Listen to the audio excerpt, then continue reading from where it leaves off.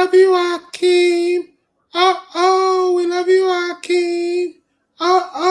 What's up? Welcome to Lost Movie Madness with Akeem and friends, and I, of course, am the illustrious Akeem. If you like what you see and you hear, please like, share, and subscribe to us on YouTube or whatever podcatcher you listen to us on: Apple Podcasts, Google Podcasts, Castbox, Anchor, Spotify, whatever one you listen to us on. Please like, share, and subscribe, and leave a 5-star review or a thumbs up on your YouTube app. And this week we are doing 7 movies in 7 days. I've watched 4 today, which is a great thing. I'm very proud of watching 4 movies today. It's a great way to spend your day off. And my daughter has her allergies, so dad has to take care of her on those days, especially when I'm off from work. So thank you so much for watching and listening. Now, today we're going to talk about a very, very serious film, a dark film called Drop Dead Fred. Now, if you're like me and you remember Drop Dead Fred from the early 90s, as it says, Drop Dead Fred 1991, it was not dark to me as a child. But as an adult, there are some very, very, very dark themes in this movie. And it made me very worried about what we thought was okay back in 1991. So, before we get into this, I'm going to tell you about who's in this movie. Now, it stars Phoebe Cates and the late great, I should say, Rick Mayall. And if anybody who's familiar with British comedy from the 80s and the 90s would know that Rick Mayall used to do just some of the biggest and broadest and funniest comedy coming out of the UK. He was in a TV show called The Young Ones. And The Young Ones is about these 4 students and living in a house, the dirtiest house you ever saw. And Rick played the nerdy, stuck up, always wanting to be liked kid. And he was great. He was great. He played Rick, surprisingly. Rick Mayall played Rick. And this is going to be heavy on the Rick Mayall part here for the early part of the episode. So forgive me if you guys aren't fans. He also was in a show, and in The Young Ones, he was in with Nigel Planer and Christopher Ryan and Adrian Edmondson and the 4 of them, and Alexei Sale. The 4 of them were in that, and there are 12 episodes, and almost exactly like the TV show Faulty Towers. There are only 12 of them. They made 2 seasons. That was it, and they're great. They're not. They're great in a different way than Faulty Towers is. I mean, Basil Fawlty is a comedic icon, so I can't say it's better than Faulty Towers, but it's pretty darn good. Then, and it's alternative comedy, which was a movement in Britain in the early 80s. I'm not going to go too deeply into that. It was more of a punk rock sort of vibe to comedy, as converse to what came before that. But that's a British thing, and I'm American, so people talk about alternative comedy in the early 80s. Okay, I get it. Also, not really a big punk guy, so uh, not really anything of interest to me. I can see it's anarchic, and also interesting in that way. Also, from the TV show, The Young Ones, I have always planned when I owned, or I'm sorry, when I was parent to my next animal, that my animal's name would be Special Patrol Group, named after the Scottish hamster or the Young Ones. I think Special Patrol Group is a great name for an animal. It always brought a smile to my face, and anybody who knows the Young Ones would know Special Patrol Group. He was also in a show called Filthy Rich and Cat Flap with Adrian Edmondson and Nigel Planer. Played essentially the same role, and Rick Mayall played a lot of the same role. He had a couple of notes. He then was on a show called The New Statesman, which was about a Thatcherite MP with the largest majority in the House of Commons, also the most right-wing Thatcherite MP. And then he went on to do Bottom, which is amazing. All most of those shows can be found either on BritBox or Amazon. They're really, really fun shows. But when you watch back to this movie, Drop Dead Fred, you see all the hits. He also did some great bits on Blackadder 2 and Blackadder Goes Forth. He played Lord Flashheart. They're both historical comedies. So he plays a different Lord Flashheart in Blackadder 2, which is set in Elizabethan England, and Blackadder Goes Forth is set in World War One. So they're two different Lord Flashhearts, but they're essentially the same guy. But Rick Mayall's big and broad and self-assured, and he chewed the scenery, but he was a really awesome actor, and he could always bring the laughs, and he can also get you on his side, even though he played an unlikable sort of guy. You could always see the joy and the verve and the vim in whatever he did. So you get to Drop Dead Fred, and I guess this was his attempt to break America. And as many British people have found out, breaking America is easier said than done. So you get to this movie. Phoebe Cates is in it. Phoebe Cates had been in Fast Times at Ridgemont High. She had also been in Gremlins. She had been in a lot of things, and she was a established actor by 1991. I mean, she had been in Gremlins, although Gremlins, um, she plays this sort of all-American girl, waif girl, who likes a guy who really doesn't really pay much attention to her. And as you might know from Fast Time at Ridgemont, Elizabeth, which gives me a fond and a smile, puts a smile on my face and gives me fondness in my heart for the character because my daughter's name's Elizabeth. And that's great. And it makes me happy that the main character's name is Elizabeth Cronin. And you meet Elizabeth when she's a little girl, as you can see in animation. And you meet her, and she has an imaginary friend called Drop Dead Fred. In comes Rick Mayall. Now, of course, he's imaginary, so only she can see him. And she lives with her two parents. And then you meet her as a grown up, and her life is falling apart.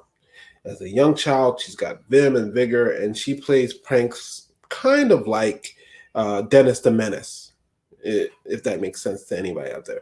Dennis the Menace, and there's one scene where, as a Drop Dead Fred throws a bucket of paint on an old woman, which I guess is supposed to be funny, but it's really destructive and really not really great. Like, this is some rage in there. You know, if a kid throws a bucket of yellow paint on me, I'm going to think that kid's got some rage issues. And she does. And it's all pent up. And it comes out in this way um, with Drop Dead Fred. Although the little girl in the movie, she may have been 6 or 7, but she's playing like 3 or 4. And that level of rage is a bit disturbing. She is angry, and she has these harsh feelings about her mother and her father, and she's definitely a daddy's girl. And her dad leaves her. Uh, and that affects her relationship. So she's married to this guy, and he leaves her for another woman called Annabella. Now, Annabella's played and uncredited is played by Bridget Fonda, who was great in Jackie Brown and great in pretty much anything I've ever seen her in. Um, but she's uncredited, and he leaves her for Annabella, and Tim Matheson plays the husband, and he is all about manipulating. He wants control. He controls Elizabeth, and he manipulates her, and he gaslights her, and he treats her like crap. And she does everything to make him happy because she's a doormat, and that's what she thinks she needs to do in order to keep a man. As I said, the themes of this thing are really dark, and I don't know that the writers were very cognizant, because this is really made for children, are very cognizant of the fact that that's very, very dark themes. And this woman is struggling with her mental health, and it's not treated particularly strongly, but she's struggling with her mental health. And these people around her are using her and gaslighting her and not thinking about how their actions will affect her. And in that way, it's really a bit disturbing. So her husband leaves her, and she goes to go get him back, and he rejects her. And while she's calling one of her friends for to console her in a payphone, which is always great to see because it's a very pre-modern times. People didn't have cell phones, so she got out of her car and she called her friend from a payphone. And while she's doing that, she left her wallet and her keys in the car, which is across the street. You know, you get a two shot, and you get the car, and you get a guy still on her purse, and then you get a guy still on her car, as she's got her back turned to her car in a call box, which is, let me tell you, for those of you who do not know what it's like to use a public payphone, if you've got a car by a public payphone, what you will not do is turn your back on that car, especially in a big city. Now, they don't specify what city it is, but she's in a city, downtown the city. So what you're not going to do is turn your back away from whatever. And I know she was distraught. Don't get me wrong. I get that. But you're not going to turn your back on your stuff, no matter how distraught you are. You're distraught, not stupid. Especially, why would you leave your purse and your keys in there where everybody can see it? It just, she's making very poor choices, and that's part of it. So she gets back to her job. She's a court stenographer, and the judge fires her. Well, and I'll say this: one, judges don't have the right to fire people like that. There is a disciplinary process, and two, judges don't fire court reporters. Court reporters are very hard to come by. They are very good at their job. It's very hard to replace them, and they don't get fired willy nilly. Most courts are happy to have as many as they can possibly get because there's such a backlog on paperwork, and only they really know the shorthand that they use. Little tidbit there about the legal system. But court reporters don't get fired like that. But anyway, she gets fired, and her mom comes and gets her. Now, her mom is played by the fantastic Marsha Mason. Now, she's not utilized that great in this movie. But Marsha Mason's been in a million things. You've seen her in 1,000 things. She was the love interest in Chapter 2. Now, Chapter 2, she by Neil Simon. She also had been married to Neil Simon, which, by the way, I gotta do some Neil Simon movies because there's some great stuff. Biloxi Blues is a fantastic movie. And I'm not going to digress too far into Neil Simon, but she was married to Neil Simon, which gave me a great respect for her because Neil Simon is fantastic. His plays, everything, and she plays a love interest in Chapter 2, which I had forgotten. I'd seen Chapter 2 a long time ago. Her and James Caan, but in Chapter 2 is one of those great things. It is that love letter saying she's fighting for love that Jerry's girlfriend gives to him. Plagiarizes the movie Chapter 2 by Neil Simon, and Jerry goes, "Who doesn't opt for love? James Caan doesn't opt for love. I opt for love." Which is one of my favorite lines of Seinfeld. It was reminded that Marsha Mason was the woman who said her husband doesn't opt for love and is lost. And Marsha Mason is a great actress. She's not utilized in this movie. Also in this movie is Carrie Fisher. And Carrie Fisher, who 6 years before, is playing Princess Leia in Return of the Jedi. And The Empire Strikes Back. That all happens like a 6 years, from 78 to like 84. She's Princess Leia, and also in the subsequent sequels. Yeah, those are the sequels, not the prequels. The sequels that came out about 6 to 8 years ago before she died. Carrie Fisher's in this movie, and she plays the best friend. She's got a short red pixie haircut, and Carrie Fisher's great in this thing. She's a force of nature. I don't know where she was at in her life, but she is bringing the energy to this film because the portrayal of Elizabeth Cronin by Phoebe Cates is very subdued, and she's a mouse, and she's meek, and she has no verve or no energy. Even in the end, she doesn't really bring it very much energy to the part of Elizabeth Cronin, which I'm sure you need a balance between that and the energy that Rick Mayall is bringing, because Rick Mayall is just big and boisterous and all over the place, and he's bouncing like a clown, bounce, bounce, bounce, bounce, bounce. So when her mom takes her home, she opens up this toy box, this Jack in the Box, and out springs Drop Dead Fred. And now she starts seeing Drop Dead Fred, and her mom thinks she's crazy, and she remembers all the things that they did, and there are montages of her being little and her causing mischief. But the mischief is a representation of her feeling unsafe because she knows her parents are having problems.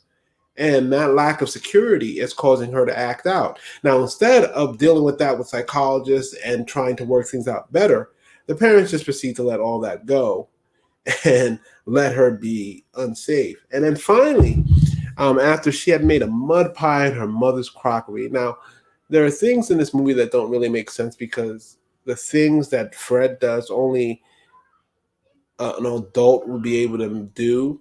So he must be able to manifest physically. And if he's able to manifest physically, then he's not imaginary. I mean, that's just one or the other. If he's able to manifest physically, he's not imaginary.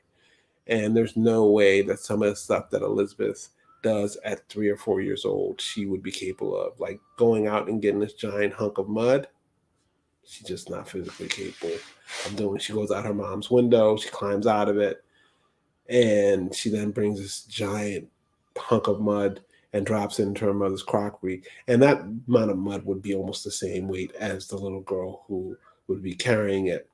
Also, there are no footsteps. Now, I know when you do the filming that you would try to figure that out, but there are no footsteps from her. There just aren't. So, how would she have done it and gotten into the mud and gotten back out? She cuts her hair and she doesn't know it. So, the mother gets very angry about this, and then she tapes Fred back. She tapes Fred into the Jack in the Box, and that's why he's locked in there until she's an adult. And she says at one point that that was the moment that she stopped having fun and being herself, and she let her mother hurt her. And her mother, once her mother knew she could hurt her, she continued to hurt her, which is just heartbreaking. Like this movie is very, very heartbreaking, and you feel for her. And it's not as funny as I thought it was. I always thought that Drop Dead Fred was a comedy, but it's a complex drama about trauma and how someone deals with trauma because Elizabeth Cronin essentially puts herself away and locks herself up. And she stops manifesting any sort of her own internal energy, her own agency, because she's afraid of losing whatever she's had. And I'm sure when her father leaves, the mother, who has some control issues, that is even more trauma based that dropped on this girl. And the father is also another Seinfeld alum. He was in the Layover, I believe is the name of the episode, where Elaine gets this guy in from England, and he's really snooty, and he tries to date other women, and he teaches her how to say pardon instead of excuse me, and he won't leave, and then he gets a suit, and he finally does leave. But that I recognize him. I've watched a lot of Seinfeld. That's the upshot of this. I've watched a lot of Seinfeld. I don't know how good that is, but I enjoy Seinfeld. I like Jerry and Co. Well, I did. It's not as easy to watch as it once was, but times moved on and things are a little more difficult to watch. Friends being one of them. I was a Friendsaholic, and Friends is unwatchable at this point. But that's another digression, and I'm sorry about that. Friends is unwatchable. If you're able to watch that without wanting to smack all of them in the face, figuratively, obviously, then kudos to you. But I find it very difficult, and I lived through that time. I remember that time very well, and ugh, yikes! It's almost like uh, Will and Grace Part One. It's just so problematic. Uh, anyway, and then it's just one of those things where I'm not watching it. It's hard for me to sit through. But if you enjoy. That's one of the things about this podcast is that this is a love letter to the movies.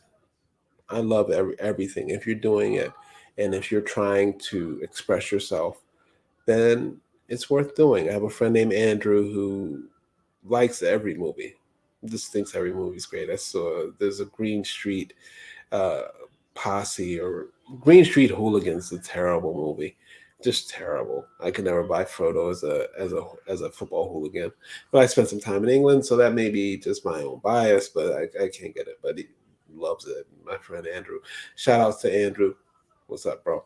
Um, but anyway, getting back to this film, um, through a bunch of machinations and a bunch of things, she runs into this boy who moved away when he was 6, and he had always been in love with her. And he ends up taking her out to dinner, and she starts acting crazy, and Fred starts acting crazy, and he's really into it. He also has some stunted growth issues. Um, and he's really into whatever Phoebe Cates has got going on. He tries to sneak in. She has a break, and she goes to go stay with her mom, and she sneaks out. She goes stays with her friend because she wants to get away from Fred, and she figures Fred won't be able to get there, and she goes stays with a friend, Carrie Fisher, at her houseboat.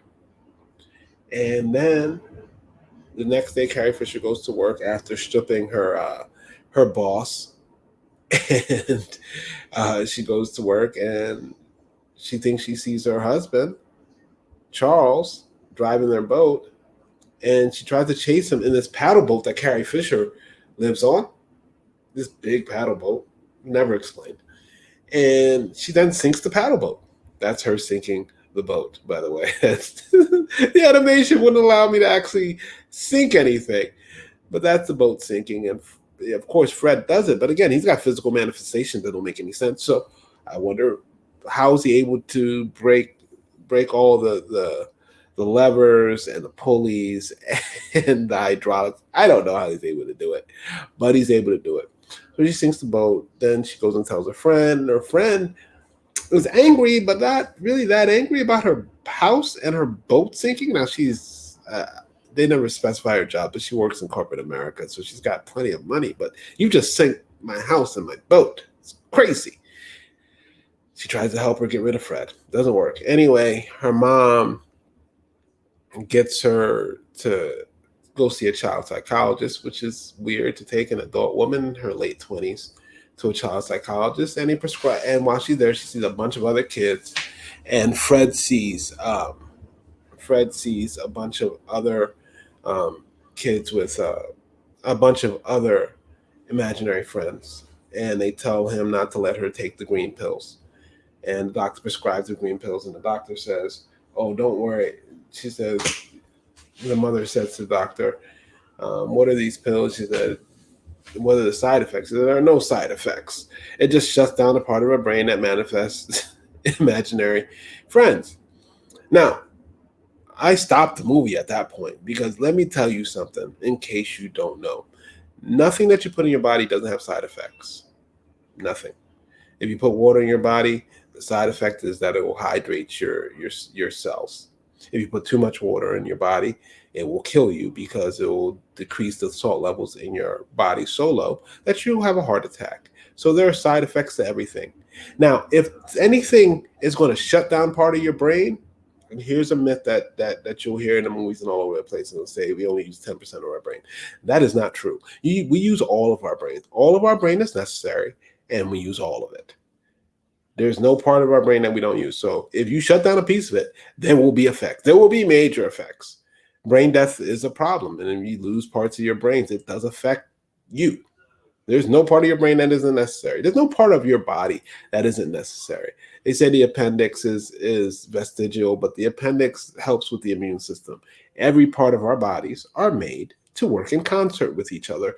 So please don't ever take anything or anybody's advice that says, "Oh, there are no effects. It just does this," because there's always opposite effects. So it threw me off a little bit. Anyway, the other imaginary friends tell Fred not to let her take the green pills because the green pills kill imaginary friends, and they had an imaginary friend that died that way. So he goes, "No, no, no, don't take the green pill," and all the rest of it. And she does anyway because her husband comes back to her, and Charles comes back to her, after she had embarrassed herself at this party, this wine party. Now Charles is a car dealer, high end cars, but he is into like fashion and cars and fine wines and I don't know how much car salesmen make, but I don't think that they're living the lavish lifestyle that this guy was living. But for the sake of the movie, that's how he's living. So she meets Annabella at the wine tasting that he's going to at, I don't know, it wasn't at a showroom. And he spends all his time flirting. And they get back together. She's taking the pills. She's taking the pills. And finally, right before she takes the last pill that will kill Fred, um, Fred overhears him talking to Annabella, which again, I don't know how he would overhear it and she doesn't overhear it because it's still her. And she overhears, she doesn't take the last pill, and they come together and they turn to the same person because they are the same person and they go off into this dream world. And she unlocks her child self and she comes back together. She tells Charles that she's leaving him and she doesn't want anything to do with him. And that's it. And then she's talking to Mickey Bunce, which is the childhood friend who had been, trying to get with her or at least trying to spend time with her. And he's like, you have a lot of options. I would just like to be one of them. Simple enough, which gotta respect it. The dude wasn't super needy and he definitely, was nice about it. So, and at the very end, um, the little girl, I'm sorry, Mickey Bunce has a daughter and they're talking outside of his house and the daughter has played a prank on the babysitter. And she said, it wasn't me, it was Drop Dead Fred. And then we see Rick Mail in all his glory talking to the little girl, and Phoebe Cates can't see him. And she says, if I believe you, it's Drop Dead Fred. Tell him I said hello because she can't see him anymore. He doesn't need her. And Drop Dead Fred had said early in the film that she was unhappy. That's why he was back, and then she would be happy, which made me wonder at the very end, Mickey Bunce's daughter, is she unhappy? Is that why she has Drop Dead Fred? So there's a lot of questions left at the end of that movie. So that's Drop Dead Fred. I thought it was much darker than when I had seen it as a child. I found it a little bit disturbing, but that's just me. Um, I'm going to talk to you, I'll give you the ratings on IMDb. And in general, I know people my age love the movie. I really do. But I found it much more disturbing than I had ever thought. Now, on IMDb, it's a 5.9 out of 10. On Rotten Tomatoes, has an 11% score. On Common Sense Movies, it's 3 out of 5. It's called Drop Dead Fred. I don't really know the marketing people if they really thought on how they named that movie. It's not a great name. As they would say, does it pass the WrestleMania test? So you're going to see it on the marquee at that night. It really doesn't. But for people my age in their mid 40s, a lot of fond memories. I just don't think that when we watched it as children, that we saw the darkness that was inherent in the premise. Now, we'll talk about the movie. The acting, I think Phoebe Cates is pretty wooden in it. Not her best work.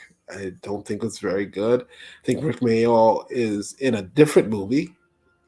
His acting is big and broad and what's called for, but I don't know that it really is matched in energy in any way. I know you're trying to juxtapose the two characters, but I don't think the energy is matched in any way by Phoebe Cates. The mother, Marsha Mason, doesn't get a lot to do. She's just a shrill woman. She's still pretty damn gorgeous at that time. I mean, she's a woman in her 50s, I believe, at that point, but she looks at 35. So the age spread isn't really that much, but she does the best she can with the small part that she has. Uh, Mickey, Ron Ellard, just not his best work. He's trying to find his way. He's just a smiley, happy baby face. Just nothing. The story actually makes a lot more sense on the second watching than I thought it would. It tells a story of an unhappy child who retreats into her playland, and she makes a friend. And she's got a lot of rage, so she acts out as a friend because she can't deal with it. The cinematography, not great. Not great. The effects are terrible, and this ain't a low budget film. The effects are bad. Whenever she sneezes from the gladiola flowers that her mother insists on putting in her house, Fred bounces around. Mm. The practical effects look really, really cartoony. Just not particularly good. The pacing, the movie moves about. It's an hour and a half. It's going to hit the points and go. It's paced fine. Um, Entertainment value for small children is entertaining. I'm just not sure they'll see the bigger themes. As a grown up, the themes are very dark to me, very very dark. But it could be worse. Now, would I recommend it to somebody?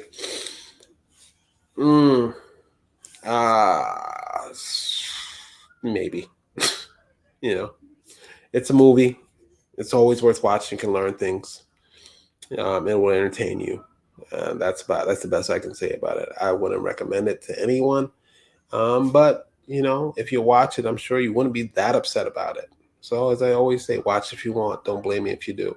If you like what you heard today and you like the cartoon, which I really did work hard on, please like, share, and subscribe. And um, leave a 5-star review on whatever podcast you're listening to this on. Please leave a thumbs up and a comment on whatever podcast you're listening to it on or on YouTube.